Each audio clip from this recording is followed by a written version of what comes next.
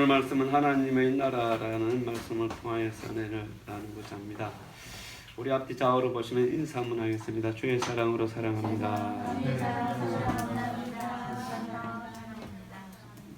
마스크 하시고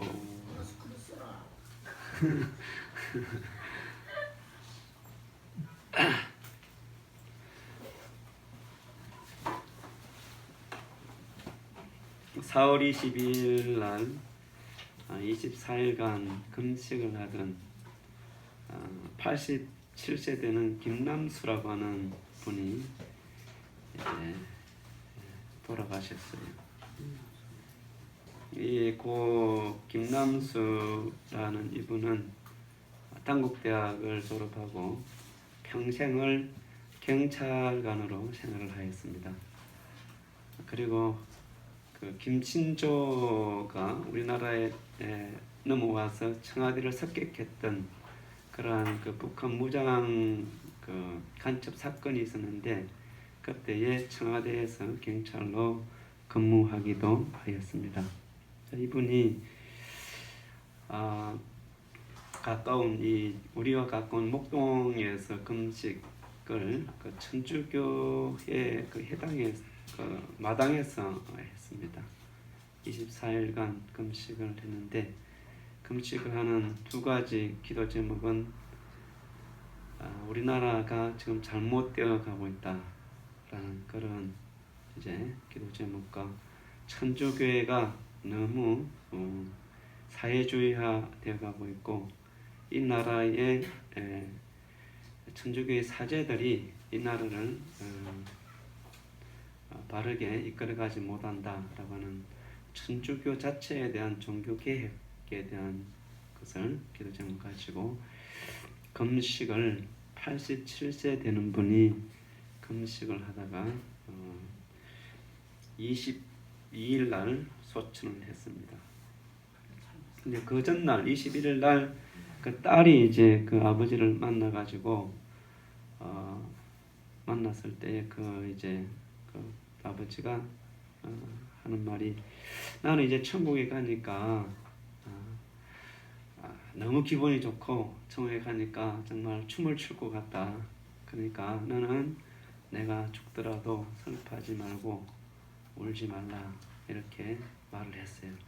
그리고 그 다음 날 20일 날 그분은 이제 주님의 부르심을 받게 됐습니다. 이분은 어릴 때부터 모태신앙으로 자라났고 그리고 천주교의 모태신앙이죠. 그리고 이 성당을 지을 때도 수천만 원의 돈을 성당에 헌금할 정도로 아주 천주교 신자로서는 제대로 된 예수를 진짜 믿는 천주교 신자였던 것을 보게 됩니다. 근데 이런 것이 뉴스에는 안 나가죠. 전개 뉴스에 대해서 언론 방송에 문제가 있음을 보게 됩니다. 이 땅에는 두 개의 나라가 있습니다. 하나의 나라는 그 악의 나라가 있고 또 다른 하나의 나라는 하나님의 나라가 있습니다. 이 악한 나라는 사탄이 통치하는 세상의 나라라고 하기도 합니다. 하나님의 나라는 하나님이 통치하는 것을 하나님의 나라라 이렇게 말씀합니다. 구약에 보게 되면 다니엘이라고 하는 선지자가 있습니다. 이 다니엘은 바벨론의 침입 때에 바벨론의 포로가 되어갔던 그러한 사람이었습니다. 청년의 때에. 그래서 바벨론의 포로가 되어가지고 그곳에서 교육을 받았어요. 근데 세월이 조금 흐르면서 이 느부갓네살 왕이 이제 꿈을 꾸는데 너무 이상한 꿈을 꾼 거예요. 정말 이상한 꿈을 꿨어요. 우리도 꿈을 꿔보면은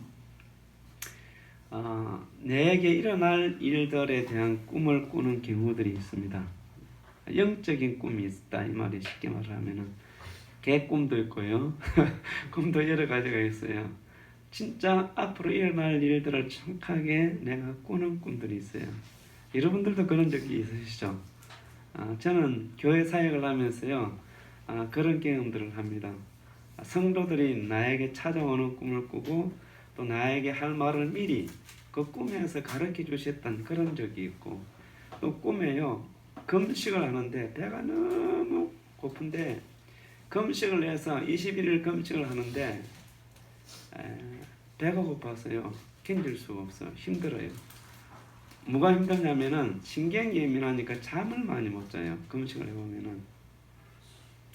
그런데 그 꿈에 하나님께서 밥 숟가락을 딱, 손도 안 보이는데 밥 숟가락만 딱 떼가지고 밥 한 숟가락 먹는 것이요 한 5시간을 자더라고요. 그 다음부터는요 금식을 하는데 잠을 잘 자니까 얼마나 금식하기가 쉬운 줄 몰라요.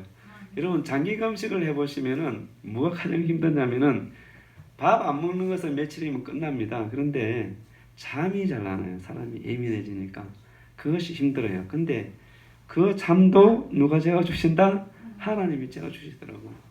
꿈을 통하여서 역사를 하시더라고요. 그러니까 꿈을 통하여서 때는 하나님께서 우리 가운데 역사를 하셔요. 성경에는 꿈 이야기가 너무나 많이 있죠. 이 느부갓네살 왕에게, 바벨론 왕 느부갓네살 왕에게 하나님께서 꿈을 보여주셨던 것이에요. 하나님도 안 믿는 사람인데 하나님이 주시는 꿈이 있다는 것은 참 신기하죠. 근데 이 사람이 꿈을 꾸는데 너무 꿈이 이상해서 말을 하지 않냐고 바벨론에 있는 지혜자들을 다 모은 거예요. 모아가지고 내가 어떤 꿈을 꾸었는지 그리고 그 꿈의 내용이 무엇인지 나에게 이야기를 하라, 이렇게 이제 말을 한 거죠. 그러니까 바벨론에 있는 이러한 지혜자들이 그것을 알겠어요? 모르겠어요? 모르죠. 알 수가 없는 거죠. 그러니까 왕이 괜히 우리를 트집 잡아가지고 우리를 이제는 이제 힘들게 하려는 것보다 이렇게 생각을 하는 거죠. 근데 왕은 거기서 아닌 거예요. 내가 막 자기가 느부갓네살이 자기가 꾼 꿈을 이 사람들에게 이야기하면은 자기들 말로 합리화시켜가지고 꿈을 해석해 나갈 것 같으니까 꿈 자체를 이야기를 안 하는 거예요. 아무도 말을 안 하니까 느부갓네살 왕이 생각하기를 얘들이 전부 다 가짜다. 지혜가 있다고 하지만 지혜가 있는 것이 아니고 괜히 말장난하는 것 같다라고 하는 그런 생각을 하게 된 것이죠. 그래서 다니엘서 2장 12절 13절에 보면 느부갓네살 왕이 이렇게 말합니다. 왕이 이로 말미암아 진노하고 통분하여 바벨론의 모든 지혜자들을 다 죽여라 명령하니라. 왕의 명령이 내림에 지혜자들은 죽게 되었고 다니엘과 그의 친구들도 죽이려고 찾았더라, 이렇게 말씀합니다. 자, 왕이 다 죽이라고 그러니까 당시 전제군주 정치에 있어서는 왕의 말이 곧 법이죠. 그러니까 지혜자들을 다 잡아서 죽이려고 그러니까 다니엘이 이제 나서게 됩니다. 아리옥이라고 하는 이 건의대장에게 말을 하기를, 왕이 왜 그렇게 서두십니까? 조금 시간을 주시면은 제가 왕의 꿈과 그 왕의 꿈을 해석해 드리겠습니다. 이렇게 이제 아리옥에게 말을 해요. 그러니까 아리옥이 느부갓네살 왕에게 가서 이야기를 했겠죠.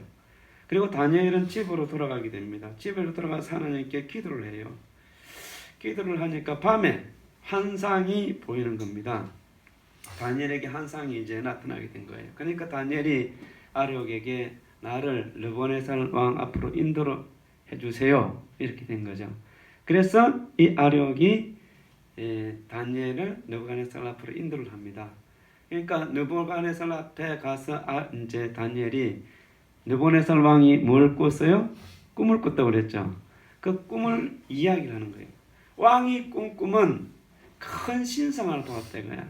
신상을 보았는데 머리는 금이에요. 금, 번쩍번쩍 하는 금이고, 그리고 가슴과 팔은 은으로 되어 있고, 그리고 배와 넓적다리는 노스로 되어 있고, 그리고 종아리와 발과 발가락 사이에 있는 진흙이 있는 그러한 신상을 보았습니다. 그런데 사람의 손도 보이지 않는데 갑자기 떠인 돌이 나타나서 그 신상을 막 이제 때리는 거예요. 때려가지고 시간이 지나서 보니까 그 신상은 마치 이 타작마당의 개처럼, 여러분 개가 뭔지 알아요? 타작을 하게 되면은 이제 알곡이 아닌 아주 쭉댕이가 있어요. 그 썰지 못하는 거. 바람이 불면 그 날려가는 게 있거든요. 그것처럼 다 되어버리고 이 신상을 친 돌은 태산을 이루어서 세계 곳곳에 이렇게 퍼져 있더라는 것이죠. 그러니까 느부갓네살 왕이 꾼 꿈을 정확하게 누가 말을 한 거예요? 다니엘이 이야기합니다. 다니엘이. 그러니까 느부갓네살 왕이 놀랬겠어요? 안 놀랬겠어요? 엄청 놀랬겠어요. 여러분들이 꾼 꿈을 예를 들어서 상대방이 안다고 생각을 해봐요. 그러면 그 사람에 대하여서 얼마나 놀라겠어요. 자, 그런데 이제 다니엘이 그 꿈을 해석을 하는 거예요. 해석을 하는데 이 신상의 머리 분야는 금으로 된 이 머리 분야는 바로 바벨론 자체를 세상의 나라인 바벨론을 말합니다. 바벨론. 그러니까 세상의 나라는 영원한 나라가 있어요? 없어요? 없죠. 세상의 제국들은 일어났다가 다 사라집니다. 그처럼 바벨론도 사라지게 되는데 그 다음에 나타나는 나라가 뭐예요? 페르시아입니다. 페르시아. 바사와 페르시아가 일어나게 되는데 이 페르시아에 의해서 바벨론이 멸망이 되고 그 다음에 나타나는 이제 그 배와 넓적다리 분야는 노시였죠. 그 노스의 분야는 바로 헬라를 말합니다. 헬라가 그 다음에 일어나게 됩니다. 헬라 제국이. 그 다음에 일어나는 이 나라는 바로 이 로마 제국을 말하는 로마 제국. 근데 뜨인 돌이 쳐서 뭘 이루어서 신상은 온데간데가 없고 세상의 나라는 어디 가버렸는지 없고 뭐가 있어요? 그 친 돌이 태산을 이루어서 세계에 평만하게 되었다는 것이죠. 세계에 가득하게 되었다는 것이죠. 바로 이것은 친 돌은 누굴 말하겠어요? 예수 그리스도가 이 땅에 오셔가지고 이 세상의 악의 나라를 어둠의 나라, 사탄의 나라를 다 때리부수고 하나님의 나라가 이 세계 곳곳에 퍼져나가게 될 것을 말씀한 거예요. 언제 말씀하셨어요? 지금으로부터 600여 년 전에 말씀, 2500년과 2600년 사이에. 여러분 다니엘이 말씀했던 이 다니엘이 예언했던 이 예언적인 말씀이 2500년이 지난 이 시대에서 돌이켜보면은 그대로 됐어요? 안 됐어요? 그대로 됐어요. 그대로. 지금 봐요. 처음에는 예루살렘에서 예수님께서 12제자를 세워서 복음을 전했습니다. 하나님 나라를 이제 전하게 되는 거예요. 근데 그것이 예루살렘으로부터 유대로부터 사마리아, 그리고 로마 제국을 넘어서 시대가 흘러서 어디로? 이제 유럽 전체로. 또 더 나아가서는 지금은 세계 곳곳에 이 하나님의 나라 교회가 세워져 있는 것을 우리가 보게 되는 겁니다. 하나님의 말씀은 틀림이 없이 성취되어 간다는 것을 우리가 보게 되는 것이죠. 구약의 마지막 선지자가 누구예요? 세례 요한입니다. 말라기 선지자가 아니고 세례 요한이 마지막 선지자예요. 예수님으로부터 신약의 시대가 되기 때문에 예수님 시대 이전의 사람들은 바로 구약의 사람들이라 봐야 됩니다. 이 구약의 마지막 선지자라고 할 수 있는 이 세례 요한이 예수님의 길을 예비했던 사람이죠.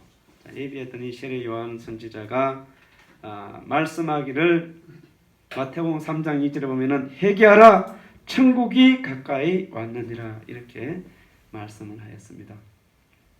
예수님의 길을 예비하는데 천국, 다르게 말하면은 하나님의 나라라는 것이죠. 하나님의 나라. 천국은 뭐예요? 하나님의 나라인 것이죠.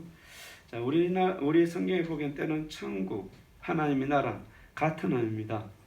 같은 뜻이에요.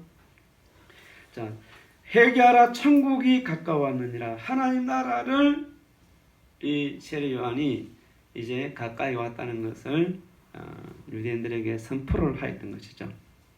하나님 나라라고 하는 것은 하나님이 통치하는 것을 말합니다. 세상의 나라는 뭐예요? 그 나라가 통치의 영역까지 미치는 것이 그 세상의 나라죠. 우리나라는 어디까지 미쳐요? 한반도와 그 이제 해양 주변에까지 영향을 미치죠. 그것이 우리나라의 대한민국이라 이렇게 하죠. 하나님의 나라는 하나님의 통치가 미치는 곳이 바로 하나님의 나라인 것입니다. 이 하나님의 나라는 그래서 넓혀져야 되겠어요? 좁아져야 되겠어요? 넓혀져야 되는 것이죠. 하나님 나라가 우리를 통하여서 우리 자신뿐 아니라 이 나라 정치, 경제, 사회, 문화 모든 곳에 하나님 나라가 이루어지기를 원합니다. 아멘. 그러면 이런 하나님 나라가 어떻게 이루어질까요? 첫 번째, 하나님 나라는 회개를 통하여서 이루어지게 됩니다. 뭘 통해서 이루어진다고요? 회개를 통해서. 하나님은 거룩하신 분이시죠. 거룩하신 분이기 때문에 그 통치가 어떤 통치가 되겠어요? 거룩한 통치가 되는 겁니다. 거룩한. 그래서 제가 있는 곳에는 하나님의 통치가 이루어질 수가 없어요. 그래서 하나님의 통치, 하나님 나라가 임하기 위해서는 뭐가 없어져야 되겠어요? 죄가 없어져야 되는 거예요. 죄가 없는 곳에 하나님의 통치가 온전히 이루어지는 줄로 믿습니다. 아멘. 그러하니까 오늘 본문 말씀에 보면은 예수님께서 말씀합니다. 이르시되 때가 찼고 하나님 나라가 가까이 왔으니 회개하고 뭘 믿으라? 복음을 믿으라 하시더라. 이렇게 말씀합니다. 이 때가 찼다라고 하는 것은 구약의 선지자들이 예언하는 그 선지자들의 예언의 중심이 이 땅에 누가 온다는 거예요? 예수님이 오신다는 거죠. 예수님. 그러니까 그 예수님이 오실 그 때가 이제 되었다는 것입니다. 때가 찼다는 것이에요. 자, 때가 찼고 하나님의 나라가 가까이 왔다 이거야. 가까이 왔으니까 이제는 뭐하라? 회개하라. 회개할 때 이 하나님의 나라가 어떻게 된다고? 우리 가운데 임하게 되고 또 우리 가운데 나타나게 된다는 것이죠. 하나님 역사 속에서 최초로 하나님의 나라가 온전히 이루어졌을 때는 에덴 동산입니다.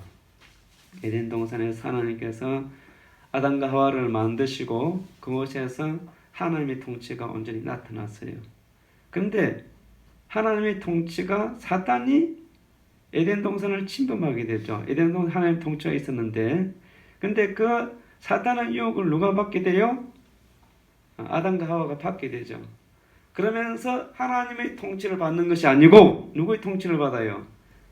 사탄의 통치 속으로 아담과 하와가 들어가는 것이죠. 하나님의 나라가 거기서 어떻게 돼요? 손상을 받는 거예요. 손상을 입게 되는 것이죠. 점점 아담과 하와는 하나님으로부터 멀어지게 되고, 다시 말해서 하나님의 통치가 계속 멀어지게 되고, 계속 인간은 타락하고 사탄의 영역 속으로 계속 들어오게 되고, 세상의 나라, 임금, 누구예요? 사단의 노예가 되어서 세상에 속한 나라로 생활하게 되는 것이죠. 그래서 이 세상의 임금을 뭐예요? 사탄 마귀라 이렇게 표현을 합니다. 성경에서는. 무엇 때문에 그렇게 됐다는 것이에요? 죄로 인하여서 하나님의 통치가 깨어지게 된 거예요. 하나님은 거룩하시기 때문에 죄가 있는 곳에 하나님의 나라가 이룰 수가 없는 것이죠. 그렇기 때문에 주님께서 이 땅에 처음 오셔서 하나님의 나라가 왔으니까 이제는 말하는 것이에요. 회개하라는 것이 회개하라. 회개할 때에 하나님의 통치가 이루어지게 됩니다. 여러분 구약 성경을 볼 것 같으면 이스라엘 백성들이 죄를 짓게 되면 하나님께서 뭐 할 것을 요구해요? 회개할 것을 요구하죠. 하나님께서 이스라엘 백성들을 통치를 하고 싶은데 죄를 짓게 되게 되면은 하나님께서 통치하기가 힘든 거예요. 하나님은 어떤 분이기 때문에 거룩하신 분이기 때문에. 그러니까 미스바에 모아놓고 회개케 하는 것이죠. 그러니까 회개할 때에 하나님이 통치하는 것이죠. 구약의 인물 가운데 회개를 잘했던 사람이 누구예요? 다윗. 그렇죠. 다윗이에요. 다윗은 엄청난 죄를 짓고도 사람을 죽이고 다른 사람 아내를 빼앗아가고 그러한 것을 하면서도 다윗은 자기가 어떤 문제가 있다고 하나님 앞에 생각하게 되면은 철저하게 회개하는 거예요. 철저하게. 정치를 해도 주님의 사랑과 정의로 정치를 해야 되는 거죠. 하나님의 나라가 이 땅에 이루어지기를 원합니다. 아멘. 둘째로는 이 하나님의 나라는 복음을 믿는 사람에게 임한다고 본문에서 말씀하고 있습니다. 다시 우리가 마가복음 1장 15절을 보면 이르시되 때가 찼고 하나님의 나라가 가까이 왔으니 회개하고 뭘 믿으라? 복음을 믿으라 하는 것이죠. 복음. 자, 하나님 나라는 복음을 믿는 회개하고 복음을 믿는 사람에게 하나님 나라가 임한다 이거죠. 하나님의 통치가 임한다는 것이죠. 복음은 말 그대로 하면은 기쁜 소식입니다.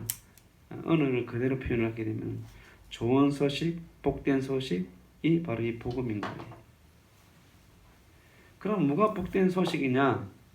예수님이 이 땅에 오신 것이 복된 소식이에요.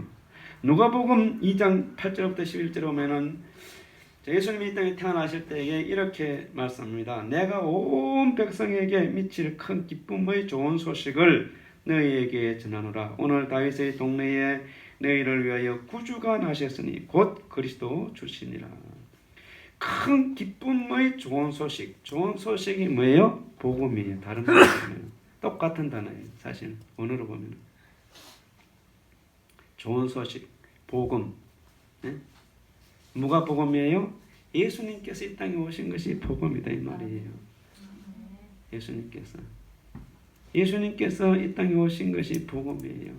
여러분 생각을 해요. 우주와 만물을 창조하신 그분이 인간의 육신을 입고 온 것이 바로 복음이다 이 말이에요. 기쁜 소식이에요. 기쁜 소식. 천사들이 목자들에게 전해줬던 말씀이죠. 네, 목자들에게. 예수님께서 모든 하늘의 권세와 능력을 다 내려놓고 인간의 몸을 입고 이 땅에 와서 시간적 공간적인 제약을 받고 인간이 겪는 모든 고난과 수고와 고통을 직접 매세요 체휼하시는 것이 주님 이 땅에 오시는 것이죠. 그것이 기쁜 소식이라는 것이죠. 그것으로 끝나면 안 되겠죠. 자, 그래서 예수님께서는 우리가 겪는 모든 것을 감당하시고 우리의 무엇을 지고 죄를 지고 십자가에서 죽으심을 통하여서 우리의 죄값을 그곳에서 뭐 했어요? 지불하셨어요. 지불. 예수님께서는 말씀을 예수님 자신의 죽음에 대한 말씀을 하실 때 비유적으로 하신 말씀이 있어요. 어떤 사람이 빚을 짓는데 갚을 수 없을 만큼 천문학적인 빚을 졌다 이거예요. 그런데 그 사람이 갚을 능력이 없어가지고 그 주인에게 이제 울고불고 해서 그 빚을 탕감을 받아요. 탕감받는다. 자, 우리는 우리의 죄로 인하여서 그 죄의 문제를 해결할 수가 없어요. 여러분들이 예를 들어서 10조 원의 빚을 짓다 이거야, 내가. 근데 나는 돈이 100원밖에 없어. 그러면 그 빚을 갚을 수 있어요, 없어요? 갚을 수가 없어요. 갚을 수가 없어. 근데 어떤 사람이 와가지고 내가 그 돈을 대신 갚아줄 테니까 앞으로는 좀 잘 살아라 하면서 돈을 갚아줬다고 생각을 해봅시다. 좋은 소식이에요? 안 좋은 소식이에요? 예, 우리는 그거와 비교되지 않는 내가 생활하면서 짓는 죄로 인하여서 죄값을 내가 지불을 해야 되는데 빚쟁이가 빚을 지시면 빚을 자기가 갚아야 될 거잖아요. 근데 내가 갚을 능력이 없는데 다른 사람이 빚을 갚아주는 것처럼 내 죄를 내가 해결할 수 없는데 예수님께서 이 땅에 오셔서 십자가에서 죽으심을 통하여서 우리 죄값을 그곳에서 지불했다 이 말이에요. 지불. 그것이 복음이에요. 그것이. 또 그것으로 끝나는 것이 아니고 예수님께서는 죽은 지 3일 만에 뭐 했어요? 부활하셨어요. 그것이 뭐예요? 복음이에요. 그것이 복음. 그뿐 아니라 예수님께서는 또 이 땅에 다시 오실 것을 말씀했어요. 언제 다시 오세요? 예수님께서 이 땅에 이단 교주들이 말하는 시간에 오는 것이 아니고 이 땅에 다시 오실 주님의 날은 주님이 말씀하셨어요. 복음이 땅 끝까지 증거됐을 때에. 뭐가 증거됐을 때에? 복음이 땅 끝까지 증거됐을 때에. 예? 그때 주님이 오실 날이에요. 그때. 지금 다 끝까지 증거됐어요? 안 됐어요? 안 됐어. 계시록에 나타나 있는 숫자는 상징적인 수입니다. 상징적인 수. 예? 이스라엘 민족의 구원의 역사와 이방인들의 구원의 역사에 대한 상징적인 수다 이 말이에요. 주님이 말씀하신 것, 주님이 그대로 말씀하신 것이에요. 복음서에서 땅 끝까지 복음이 증거될 때 주님 오신다는 거예요. 순교자의 피가 어떻게 다 차면 오신다는 그 두 가지가 완성이 돼야 돼. 순교자의 피가 1년에도 이 땅에서는 수만 명이 흘러내립니다. 지금도 우리는 모르지만은 앞에 성당에서 죽은 그 사람도 자칭 순교자다 이렇게 사람들이 이야기하지만은 하나의 편에서 볼 때에 지금도 아프리카나 이러한 이슬람 국가나 공산주의 사회주의 이런 국가에서 수없는 사람들이 지금도 피가 흘러내리고 있어요. 그 순교의 피가 차고 복음이 땅끝까지 증거되면 그때 주님이 오시는 거예요. 이단들이 며칠날 오는 거는 다 거짓이에요. 몇 명이 된다 그 다 거짓이다 이 말이에요. 주님이 말씀하신 그 말씀에 여러분 귀를 열어야 됩니다. 할렐루야. 이 복음이 우리 가운데 전해지게 되면은 여러분 이 복음은 기쁜 소식이기 때문에 어떤 현상이 나타나겠어요? 복음은 증거돼야 되는 겁니다. 이게 정상적이에요. 하나님 나라가 임한 사람은 이 복음이 임한 사람은 뭐예요? 그것을 전하게 되어 있는 거예요. 전하게 되어 있단 말이에요. 여러분 복음을 전해야 되는 거예요. 마태복음 13장에서 여러분 그 다 천국에 대한 비유거든요. 천국이 임한 사람에게 나타나는 현상을 보게 되면은 복음을 전하는 거예요. 좋은 땅에 떨어진 씨앗은 몇 배의 결실을 얻는다고 그랬어요? 100배, 60배, 30배의 결실을 얻는 거야. 천국이 임한 사람은 자동적으로 전도하게 되어 있는 거야. 그 말씀이 임한 사람은 무슨 말인지 알겠어요? 마태복음 13장은 전부 다 천국에 대한 비유야. 거기 나오는 말씀은 이 비유가 아니면 말씀하지 않는다는 그 말은 천국에 대해서 주님이 말씀하실 때 다 비유적인 말씀이다 이 말이에요. 누룩에 대한 비유라든지 하나님 나라는 퍼져나가는 것이고 열매를 맺는 것이다 이 말이에요. 그것이. 그런데 여러분 가운데 천국이 임했으면은 그 복음을 밖으로 전해야 되는 거죠. 5월 10일 날 우리 교회에 뭐가 있어요? 전도주일, 그죠? 요초청 전도주일. 친구들 많이 전도하기를 바랍니다.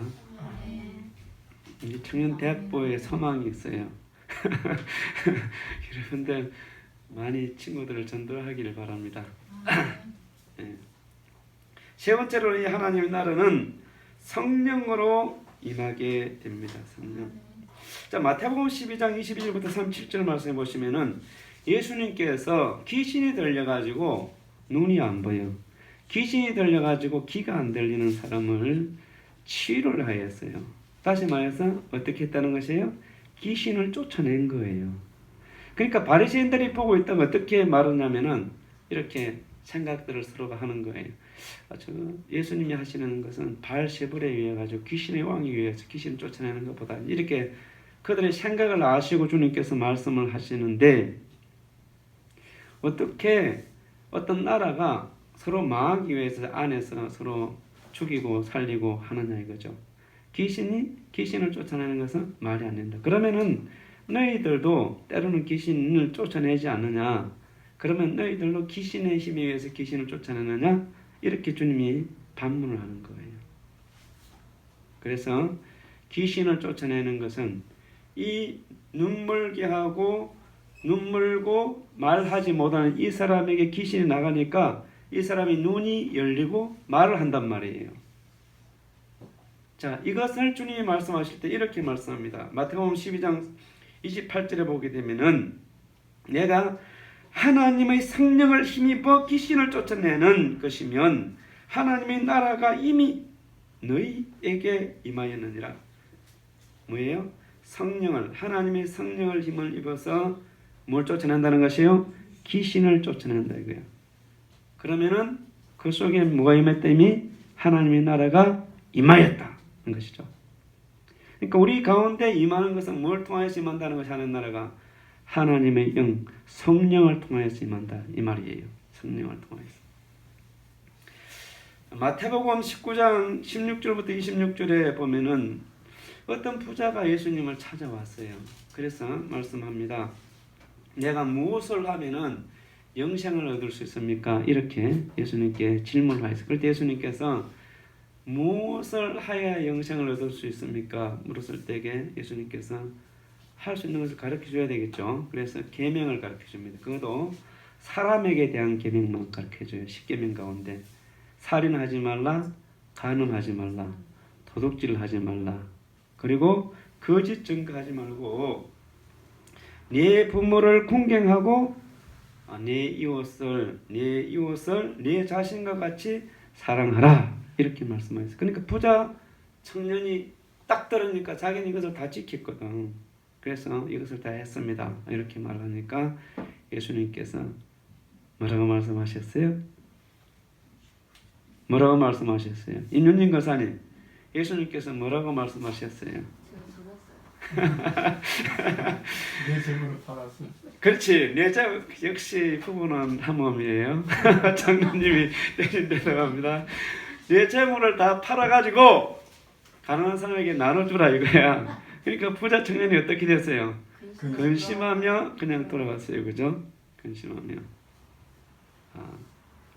그러니까 제자들이 하나님 나라에 들어가려고 그러면은 영생을 얻으려면 정말 힘들겠구나 생각을 하면서 예수님께 와서 어떻게 그럴 수 있습니까? 어떻게 이제 근심이 되는 거죠. 우리는 자산도 팔고 다 주님을 따라가는데 예수님 말씀을 들어보니까 아직까지 덜버렸던 것이 있었던가 봐. 그러니까 이제 근심하니까 예수님께서 말씀하시기를 사람은 할 수 없어도 하나님은 하실 수 있다. 이렇게 말씀합니다. 누가 한다는 것이에요? 성령이 한다는 거예요. 성령은 성부를 통하여서 성부로부터 성자를 통하여서 우리 가운데 영원히 오시는 분이 누구예요? 성령이세요. 성령. 이거는 성경에서 말하는 것이 예수님께서 내가 아버지께로부터 가서 아버지께로부터 성령을 너희에게 보내주겠다라고 했거든요. 그러니까 하나님의 나라는 뭘 통하여서 우리 가운데 오느냐? 성령을 통하여서 온다 이 말이에요. 성령을 통하여서. 할렐루야. 보세요. 그래서 하나님 나라가 임하는 것은 성령이 임한 거예요, 여러분. 무엇을 통하여서? 회개하고 복음을 믿음을 통하여서 성령이 우리 가운데 임해서 하나님 나라가 우리 속에서 실제하게 되는 거예요. 자, 사도행전 2장과 4장에 보면 2장 42절과 47절, 4장 32절, 39절 말씀해 보시면은 오순절날 성령이 임하고 난 이후에 이제 성령이 강력하게 왔어요. 하나님 나라가 강력한 하나님의 통치가 시작이 되게 됩니다. 그러니까 제자들이 어떻게 해요? 믿는 사람들이 모여서 서로 코이노니아가 이루어지는 거예요.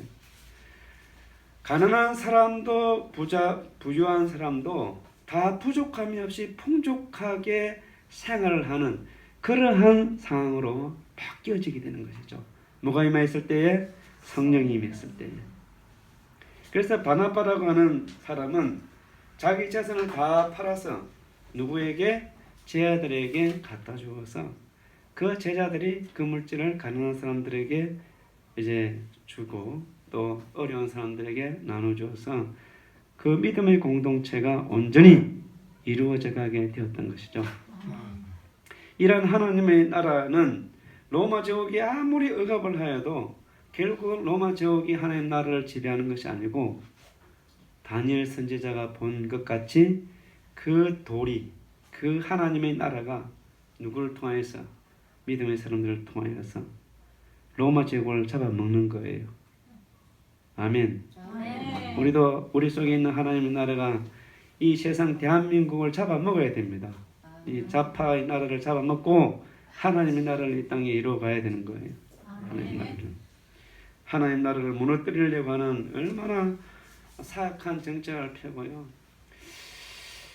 여러분 노무현 정부 때에 우리가 벌금을 맞았어요. 왜 벌금을 맞았느냐? 우리 교회 이제 자녀들 또 어려운 사람들 공부 가르쳐 주는 것이 불법이다 그래가지고 공부방을 못하게 해가지고요 벌금을 30만 원이나 물었어요. 제가 거기에 남부 지원에서 온 걸 판결문을 보니까 우리 교회에서 자녀들을 공부를 가르쳐 주는 것이 문제가 된다 이렇게 판결이 나왔더라고. 지금 같으면요 그거 가지고 한번 싸울 수도 있겠지만 그냥 저는 참 그냥 자녀들을 공부를 가르쳐 주고 교회 성도들의 자녀들을 공부를 가르쳐 주는 것이 뭐가 문제가 되는지 참 이해가 잘 안 되고, 또 뭘 했냐면 그 정권 때 우리나라에 있는 사립학교 교회에서 운영하는 사립학교에서 성경 공부를 가르쳐 주지 못하게 알게 모르게 수많은 어떤 그러한 교회에 대한 반교회적인 정책을 폈어요. 우리 교회는 그럴 뿐 아니라 전국에 있는 모든 교회가 교회에서 하는 어떤 그런 지역사회에 대해서 아이들 가르쳐 주는 것을 못하게 해가지고 다 문 닫았어. 왜 한국 교회가 지금 이렇게 어려운 줄 아세요? 그런 것들이 다 없어진 거예요. 그런 것들이 학교에서 교회에서 하는 그러한 여러 가지 이렇게 학생들을 가르쳐 주는 그것도 돈을 많이 받고 하는 것도 아니에요. 아주 작은 돈을 받고 운영도 안 되는 돈을 받고 하는데도 그러한 이상한 법을 만들어 가지고요 교회를 억압을 하는 것이죠. 그래서 그런지요 노무현이가 죽기 전에 김중근 그 CCC 총재가 죽는 환상을 봤어요. 그건 다 공개된 말이에요. 떨어져 죽는 것을 봤다 이 말이에요. 미리 하나님이 보여주신 것이죠. 오늘 말씀을 맺겠습니다. 예수님이 빌라도에게 신문을 두 번을 하게 됩니다. 첫 번째 신문을 할 때에 질문을 뭐라고 했었냐면 내가 유대인의 왕이냐 이렇게 질문을 하였어요. 그때 예수님께서 네 말이 옳도다, 네 말이 맞다 이거죠. 예수님은 자기가 뭐라는 것이에요? 왕이라는 거예요. 왕. 그러나 내 나라는 세상에 속해 있는 왕이 아니다. 세상에 속해 있는 거예요. 하나님의 나라의 왕이다 이 말이에요. 하나님 나라의 왕. 우리의 왕은 누구예요? 예수님. 예수님이 우리의 왕이에요. 우리 왕 대신 예수님을 잘 믿고 나가야 될 줄로 믿습니다. 예수님의 왕이신 이 하나님의 나라는 우리 가정에서 먼저 이루어져야 돼요. 하나님 나라가. 그리고 교회에서 이루어지고요. 그리고 나라에서 이 나라 이 민족 가운데 이루어지고, 그리고 세계 믿음의 모든 교회들이 하나로 이루어져야 됩니다. 참 이게 나라마다 기독교인들끼리 싸우는 나라도 있어요. 또 이게 참 복음을요 제대로 알면 그럴 수가 없는 거예요. 하나님의 나라는 세계 모든 민족이 하나로 모시는 나라, 그 나라가 하나님 나라입니다. 예수님이 왕 되신 나라, 그 나라가 하나님 나라. 우리는 그 나라를 위해서 삶을 살아가야 되는 것이에요. 아멘. 기도하겠습니다. 이 시간에 함께 기도할 때에 우리 가정의 하나님 나라가 이루어지고 우리 교회의 하나님 나라가 이루어지고 여러분들의 사업처에 또한 이 나라 이 민족 가운데 하나님 나라가 온전히 이루어질 수 있도록 간절한 마음으로 이 3분 동안 함께 기도하겠습니다.